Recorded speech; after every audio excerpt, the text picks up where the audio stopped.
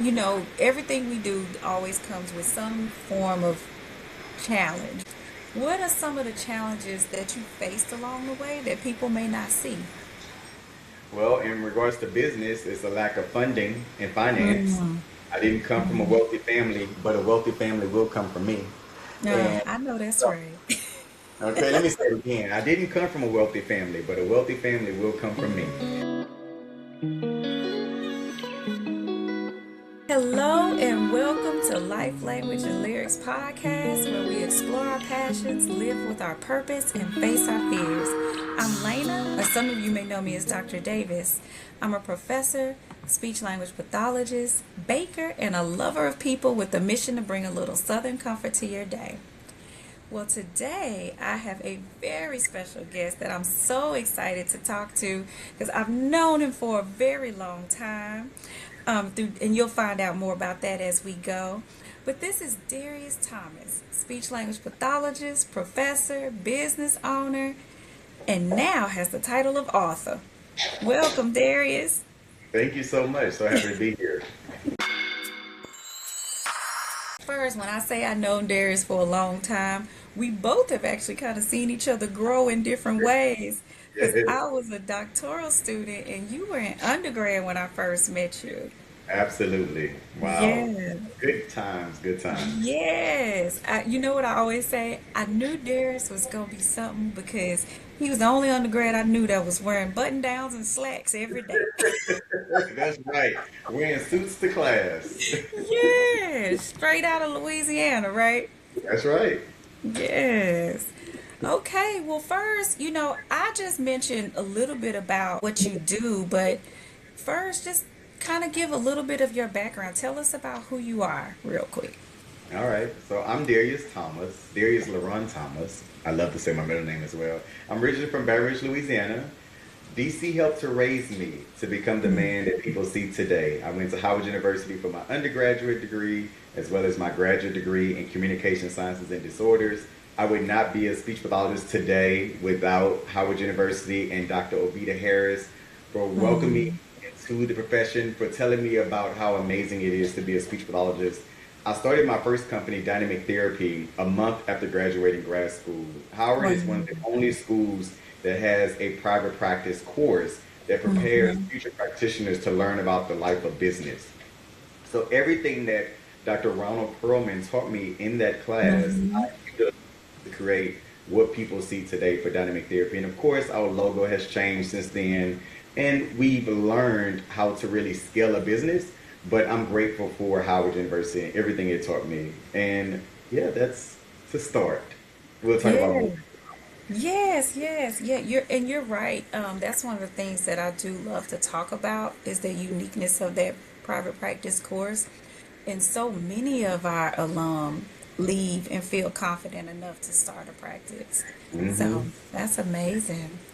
Okay, so now you told us about being at Howard and becoming an SLP, but what actually led you to the profession? Because it's not a very well-known profession, right? What Yeah. led you to becoming a speech language pathologist? So I actually started off in journalism. My mom wanted me to be on TV. I didn't Okay. have a passion for journalism.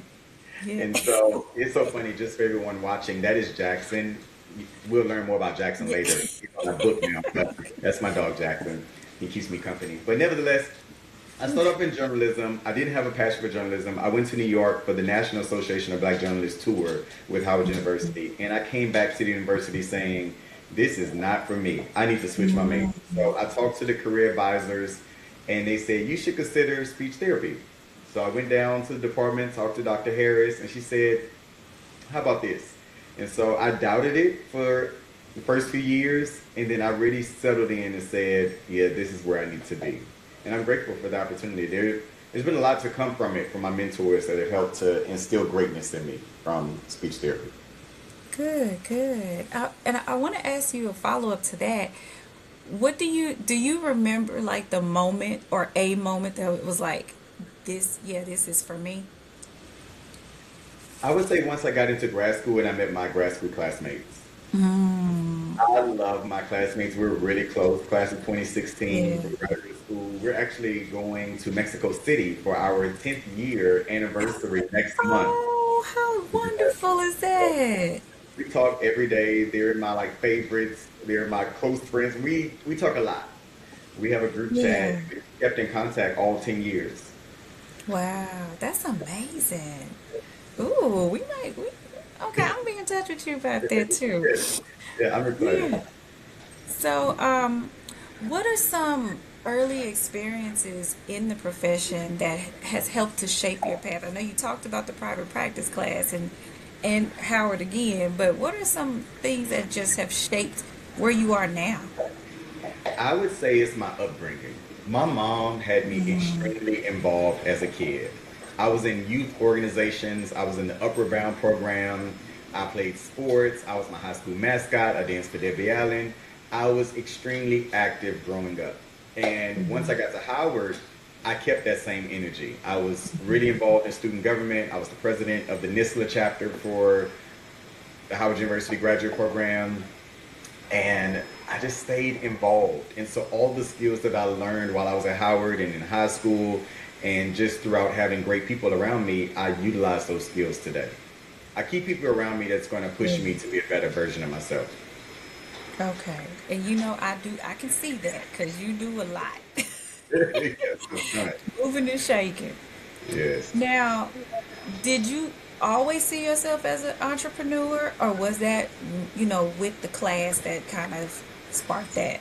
That's a good question. I would say I always saw myself as an entrepreneur because when I was in high school, I wanted to own a water park. I told all of my Ah, high school classmates that I was going to own a water park one day. That is not currently on my goal list, but it is something it's something I think about often from time to time. And yeah. so I knew I was going to be successful. I just didn't know in what area I would be successful in. Okay. But I'm How happy long? that it's speech therapy because of the impact that we get to make. Yeah, yeah, that's very true. Everything we do always comes with some form of challenge. What are some of the challenges that you or that you faced along the way that people may not see?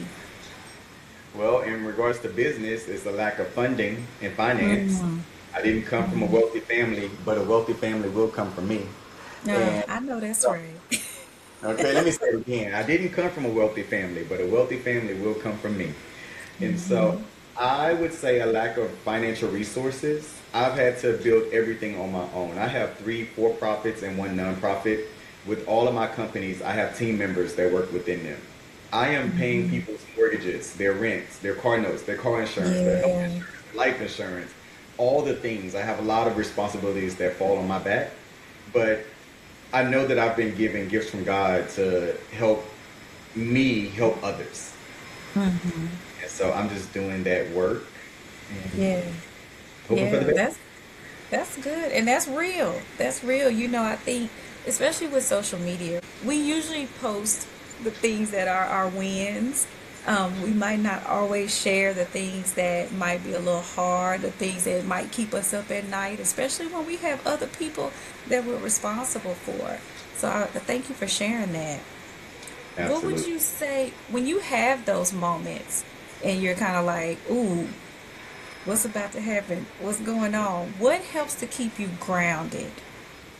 I pray, I journal, I meditate, I listen to music, and I take vacations. I typically Mm, take one good vacation once a quarter. I just came back from Houston on a 5-day vacation with some friends. But I yeah. have good work-life balance. I take time away. That helps me to refresh my energy and to gain new perspectives and new thoughts. And then I come back to the table and I'm ready to make it happen.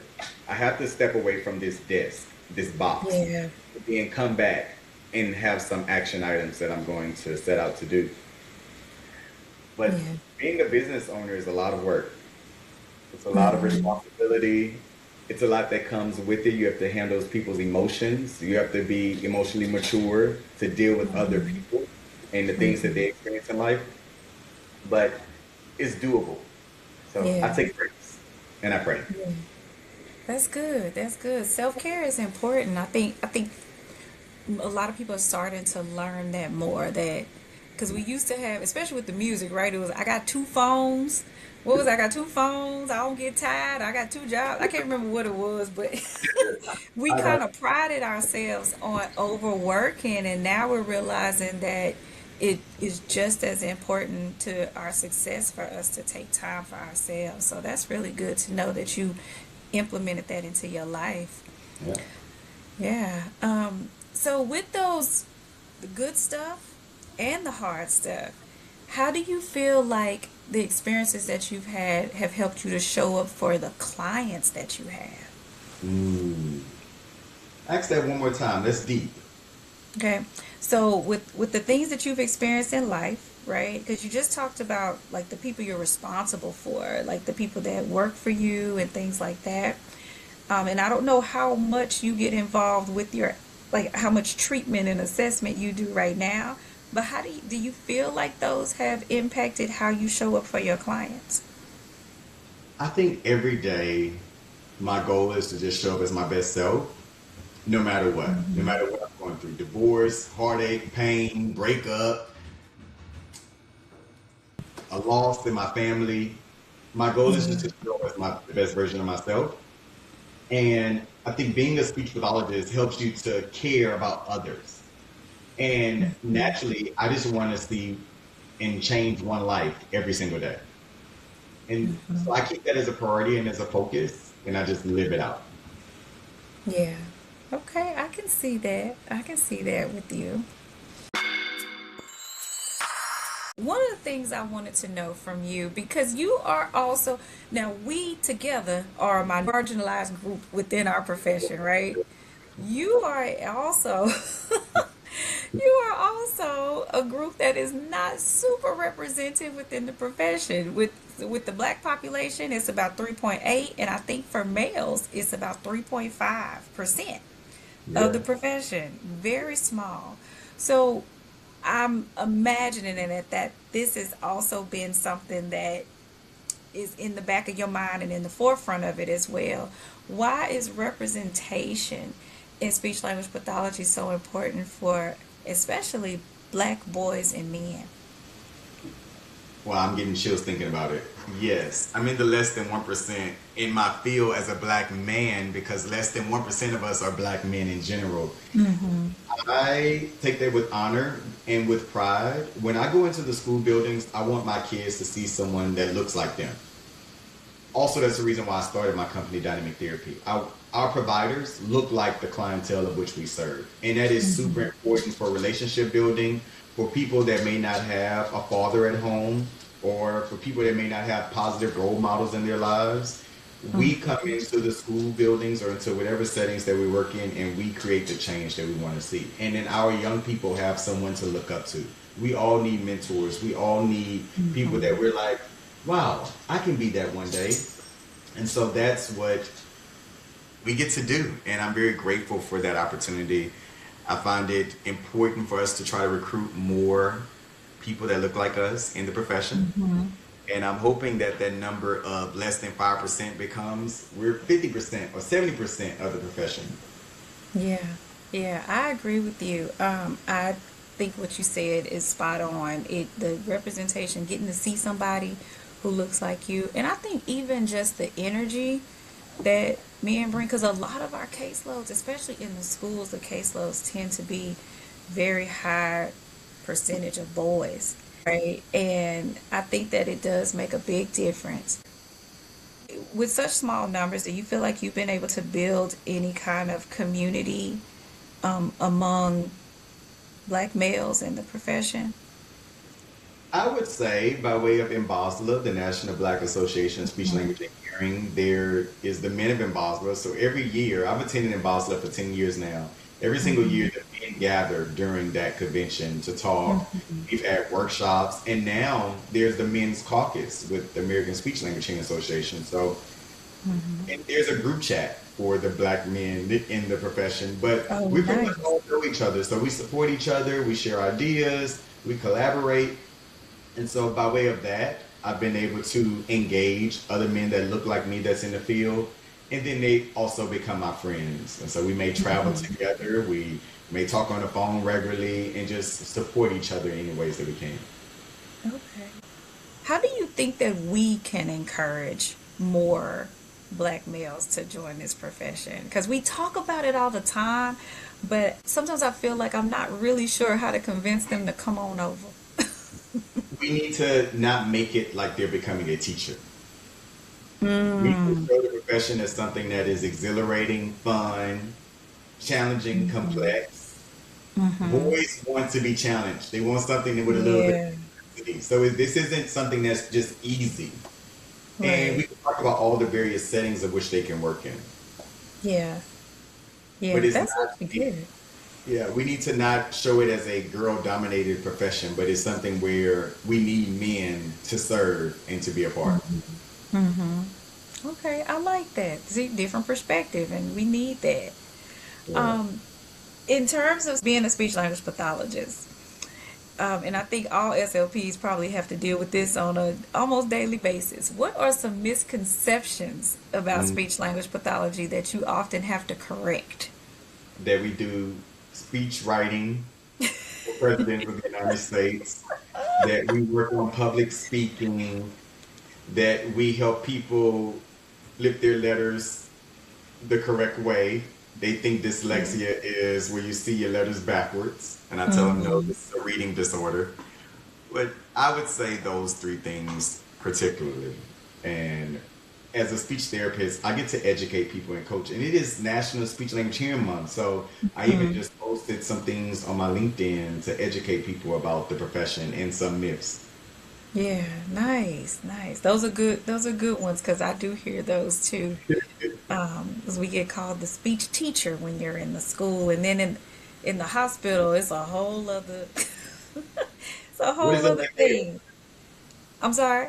What is it like there in the hospital? Um, you know what? A lot of times it's not even like an assumption about what we do. They just think we're one of the nurses or one of the CNAs or something like that. And sometimes we get lumped into just that we only do swallowing. It could depend on the type of hospital that you're in. Yeah. So let's talk a little bit more about your business.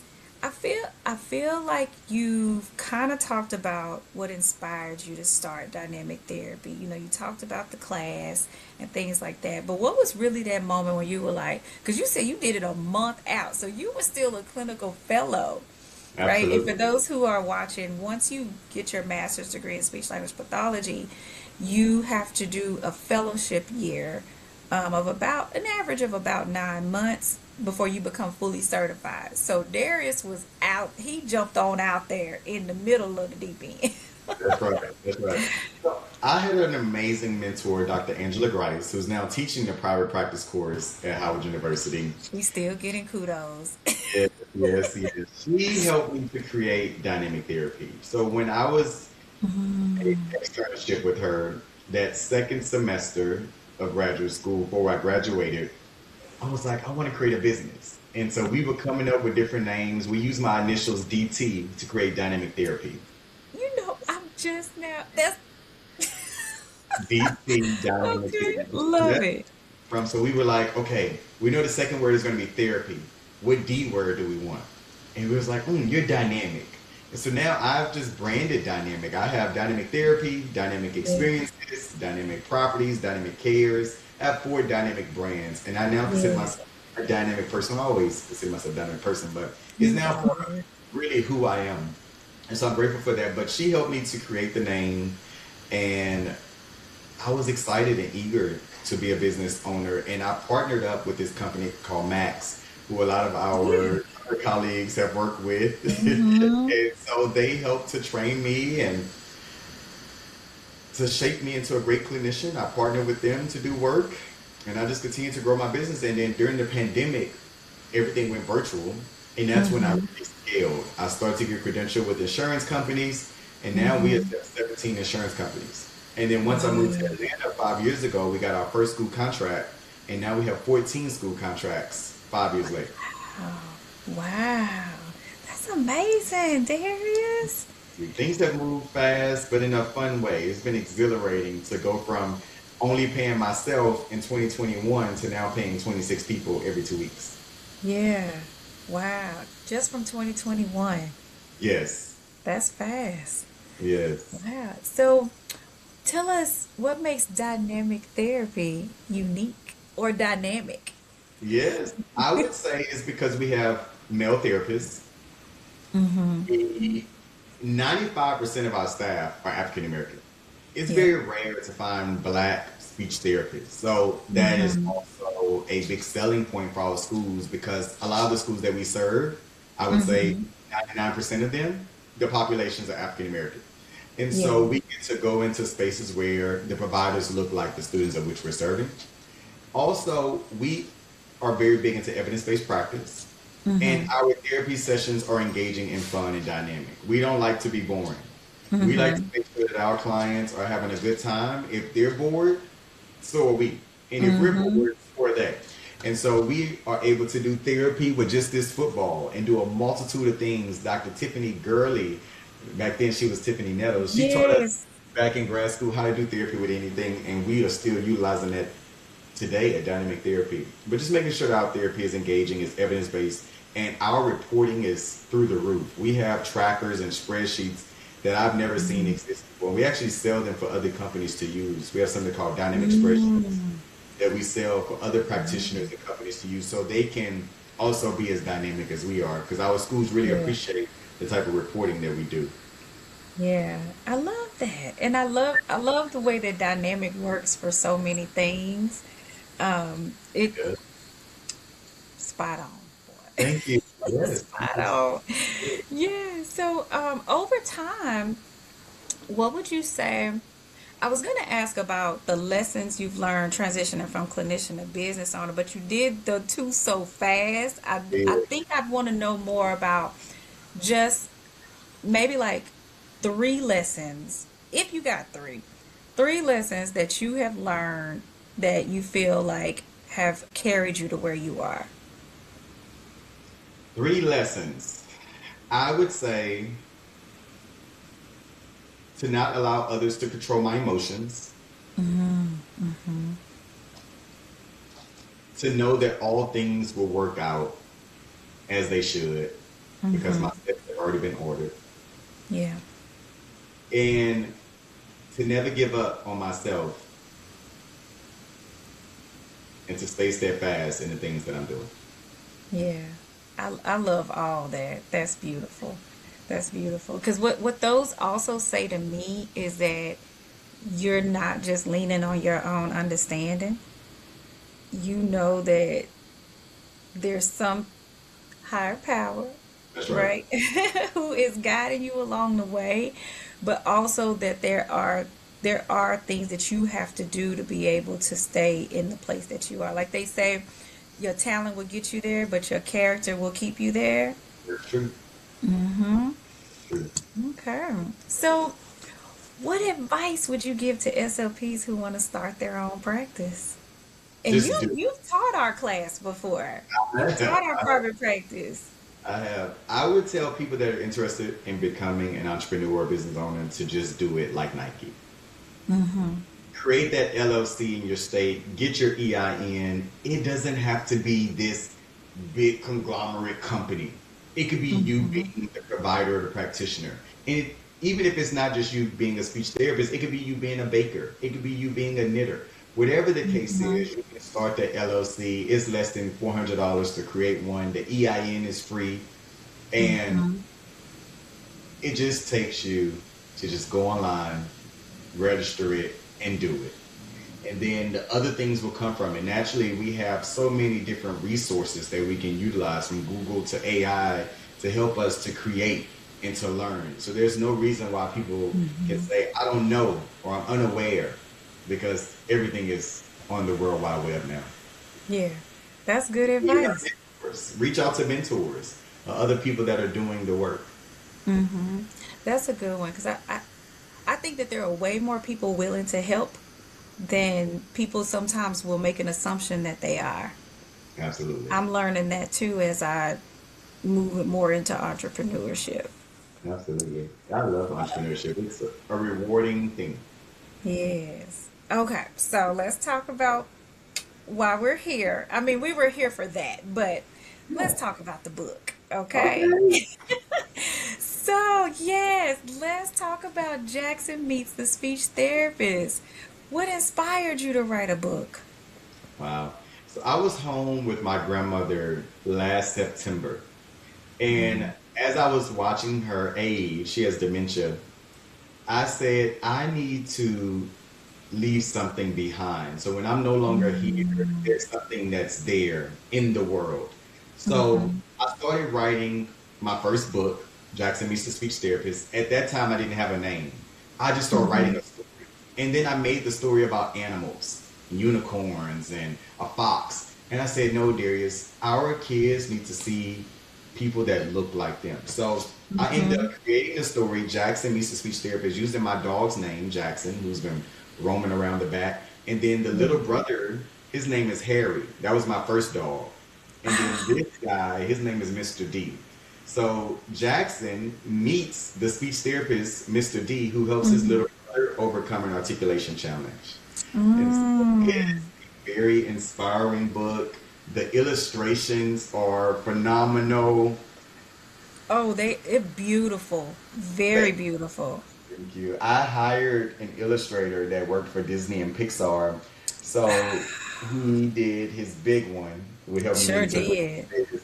And so, yeah, this is Jaxon Meets the Speech Therapist. We're actually going on the second edition. So when I released the book during the Basel convention last month, Yeah. I ordered 150 books. I wanted those books for the conference. I was going to do a book signing. I had a charity brunch on that Sunday of the Basel Convention week, but I wanted books that week. My illustrator told me it was going to take 1 year for us to publish the book. I had us do it in 6 months. So I was pushing him. I was like, I need these books. I need these books. So this is the first edition of the book. We're on the Okay. second edition that comes out in June. So some of the front covers changed a little bit, as well as Yeah. we've made some modifications, seen some things in the book, made some modifications that we wanted to make for the second edition. But yeah, the second edition is coming out in June. I'm going to be shipping out the books, as well as we have an activity and coloring book so our kiddos can engage and they can learn and they can do speech sound practice activities. Even within the book, we have reading comprehension and reflection prompts because as a therapist, I want to make sure that our kiddos are increasing their language skills. Yeah. That's good. Well, that leads into, can you talk a little bit about why that's so important, especially for children at a young age, to start that process of, like, why are the comprehension questions in the book important, and Yeah. all the other things that you have. So I think about early intervention. It's important for us to expose our kiddos early on. And with having those types of things in this book, as kids are going through, they're like, oh, wow, this must be important. Because exposure tells kids that, oh, I need to have familiarity with this. So seeing a glossary in a book, since they aren't carrying around dictionaries or the thesauruses anymore, Yeah. like, oh, there's a glossary. Oh, I can learn from this. Or, hey, there are some questions. Oh, let me collaborate with my friend that's sitting next to me and ask them a question. We can make fun out of book reading. And I want education to be something that's fun for our kiddos. I don't want it to be intimidating. Hence why this book is very colorful. It's animated. It's exciting for them.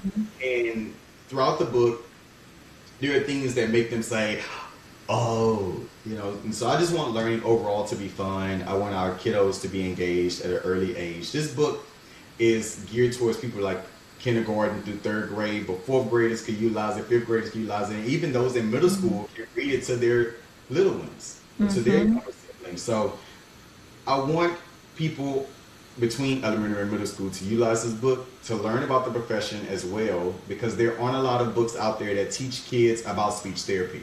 So not only will this book teach kids about representation and overcoming a speech challenge, but it also can be used as a career tool so kids can learn about the profession overall. Yeah, yeah, I love that. Yeah, as you were talking, it was making me think, the questions can be helpful for older siblings and parents who they might not always know what kind of questions to ask as they go through some of these books. Sometimes we get stuck in what is this? What is this? What is this? But expanding it beyond that to, increase their critical thinking and all of the skills that you just talked about. I Very love good. That's so that. great. I love that. Yes. Even practitioners sometimes just say, what is this? What is Yeah, that?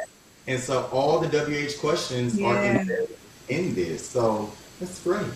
hmm when I first started, I was at SLPA, and the district I was in, this was back in Arlington, Texas, and there was a district-wide push to go through and modify all of our books by putting different types of questions, and I'll share some of it when we get off because we don't want nobody taking ideas. But it was something that I was like, oh wow, this is actually really cool. So the fact that you've put that and embedded it into the book, they don't even have to modify it because it's already there.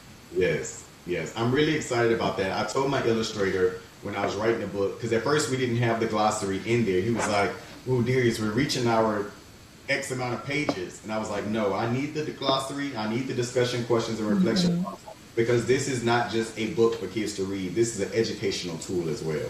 hmm Yeah, such a SLP. Um, what about this process of writing? Because you said you didn't have a title yet. You just sat down and started writing. So was the story already there? Like, how did you know that this was the story you wanted to tell? That's a good question. I utilize my life to write the story. So the story is Mm, based out of Louisiana. I'm from Baton Rouge, Louisiana. So when you start off reading the story, it says Jaxon was a second grader who lived in Baton Rouge, Louisiana. Well, my favorite grade in school was second grade. second grade. I'm from Okay. Baton Rouge, Louisiana. Jackson is my dog. And Yeah. so I was able to write a story while thinking about my own life. And that's what I did. hmm And I took bits and pieces of my life and put it in a story. There's a mentor in the story. He goes by Uncle Robbie. Well, that's my mentor, Tommy Robinson. So I wrote Oh, bits and pieces of my life, yeah. made it easier to write. Yeah, I love that so much. I Yes. love that it's so personal to you because it, one, I feel like when you just look at the book, you can tell that you put a lot of intention and time into what you did. But Yeah. to learn that part that is connected to you in some way, that's really special. Yeah, absolutely. Absolutely. It Yeah. made it easier to write the story. So this will be one of a four-part series. Jackson is going to then go to middle school and then high school, and then he's going to become a licensed speech pathologist, and he's going to Oh, buy the company Dynamic Therapy that Mr. D works for. oh, you know why I love that so much? Because I think that a lot of times we forget to talk about transition in speech pathology, right? I talk about it a lot in TBI because we focus a lot on accommodations, so we have to think about the next step. But thinking about what does that look like when they're going to go to the next place and the different types of skills that they have to have. Yeah, I'm excited. I'm excited Yeah, for Jackson to grow up. He's in elementary school now. He's going to go to middle school. He'll go to high school. He'll go to yeah, college. He'll go to yeah. Howard University. And he's Yes, going to ain't you? buy, you know, he's going to buy the company. And so that'll talk about acquisition. It's going to talk about being a business owner at a young age and how role Yeah. models help you to do the things that you want to do. Oh my gosh. I love that so much. Excited. I'm excited. I'm gonna focus on just part one or the first book, but more to come, people. More to come. More to come. That's good. Forward thinking. That's Yes. another good skill of an entrepreneur. You got a plan. You got a vision set. I have my 5-year plan laid out, and I'm okay with being flexible. If things don't work out in the way that I want them to, that means it Mm-hmm. wasn't meant to happen that way. But ultimately, I Yeah. have to have a plan. Yeah. Very good. All right. I love it. Okay. Let me calm down. Okay. So, and you might have already kind of touched on this, and you could tell me if you feel like you answered it. But I want to know, how do you hope this book impacts how children view therapy? Because Mm, we know if you ever worked in the schools, I did it for a little bit, that you get some that they love to come, You get some that they just want to get out of class, and then you get some that they like, don't. Yeah, yeah, yeah, yeah. So, how do you hope it impacts how children view therapy? So it's funny because when I look at Jackson right now, his face, he looks skeptical. He's Mm, like, what is this all about? I want yeah, kids to know that therapy is fun. It's yeah. engaging. It's exciting. And it's a way for me to become better. And that's what this book showcases. Therapy is something that, especially in the black community, we have caution on. Like, oh, I want my kid labeled, or oh, Hmm. I want to be looked like I am not smart, or I don't Yeah. want to be treated differently. But therapy is a way for us to all get better. I go to individual therapy right now as an adult so I can make sure that I am becoming whole or becoming a better person overall. But we all need a form of therapy, no matter what type it is that we need, but we all need therapy. And so I want our kids to feel inspired about therapy and to know that going to speech therapy can be a lot of fun. Okay, Darius, we're at my favorite part. I Okay. love all the life and language, but the lyrics is where I get my life. Okay, come In on, every episode. Yeah, so I call it life language and lyrics because there's stories that people have to tell. There's discussions we also always need to get into. But yeah, I love music. yeah. And I feel like music is the soundtrack to our lives, right? We use it for different reasons. And so this is the part of the show where I get to learn more about you in terms of how you look at music and your song choices. Okay, Okay? All okay. right. So the first one I want to know is what is a song that describes your journey to becoming an SLP? Started from the bottom, now I'm here. Hey. Yes. Started from the bottom, now the whole team. Yes, we are here. Yes, I love it. I love it. That definitely is true. You have just shot off and expanded in ways that I'm not surprised, but just I just wouldn't have even imagined, what you would do.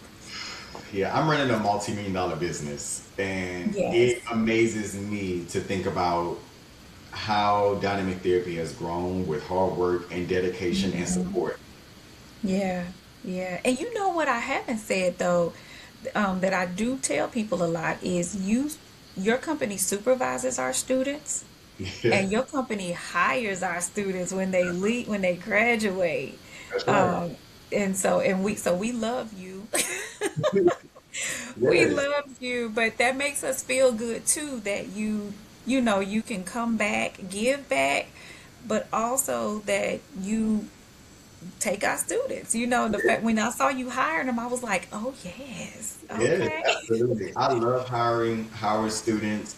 I love that we get to train them. My company has trained over 95 graduate clinicians from 14 colleges and universities to date, Oh my gosh. 2021. So I am very grateful for that. We've been training clinicians. Actually, it could have been 2019 when we started, but we've been training students for a while now. And I think it's such a rewarding aspect to be able to give back and to nurture future speech therapists, but also it helps to challenge you and to make you a better practitioner. We started training clinicians the fall of 2019. And since then to date, we've trained now 92 clinicians. Wow. Wow. Wow. That's amazing. And they all come back with good reports. They all have good experiences. I appreciate that. Yeah. Okay. So, what would be a theme song for Jackson Meets the Speech Therapist? Ooh, that's a good one. For Jackson, all I do is win, win, win no matter what. Oh, I love it. Okay. I would say that because Jackson won by way of learning about the profession of speech therapy, but really Harry ended up learning how to produce a word that he couldn't by the end of the story. And so Okay. that was through practice with Mr. D, his brother Jackson, as well as his mother supporting him at home. Wow, she was thinking about it. How in the beginning of a story you may not be able to produce something, but by the end you can. But that's all Yeah. through family support and dedication and going to therapy. Yeah. Love that.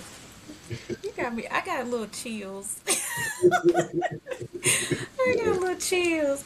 So let's learn a little bit about you. What's a Okay. song you play when you need motivation? Mm. I smile, even though I hurt, see, I Yes, smile. smile. Can't Yes, go wrong. that's right. Smiling helps to release stress. It helps with your Mm-hmm. endorphins and all the other things they say on Google about smiling. I actually have talked to different people about the value of smiling so much, but it makes me feel better. Like whenever I'm Yeah. sad or my mood is off, I just feel better. I just go look in the mirror and just Yeah. I love it. And you have such a great smile too. thank you. Thank you so much. Yeah, smiling makes me feel good.